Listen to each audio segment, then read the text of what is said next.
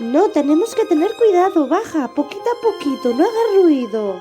Vale. A ver si encontramos el gran tesoro. Sígueme, Laura. Vale, ahora te sigo. Miriam. ¿Pero por dónde vamos? Yo creo que por aquí abajo. A ver, vamos a mirar. ¡Ay!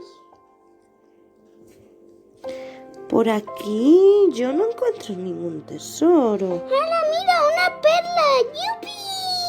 Sí, otra perla. ¡Ay, que me he quedado arriba! El gran tesoro, ten cuidado que hay un pulpo. Vamos a intentar abrirlo sin que el pulpo nos atrape. Ten cuidado, Laura. ¡Wow! ¡Has conseguido abrir el tesoro! ¡Yupi, yupi! ¡Tatarariru, tatatariru, taratatataririru,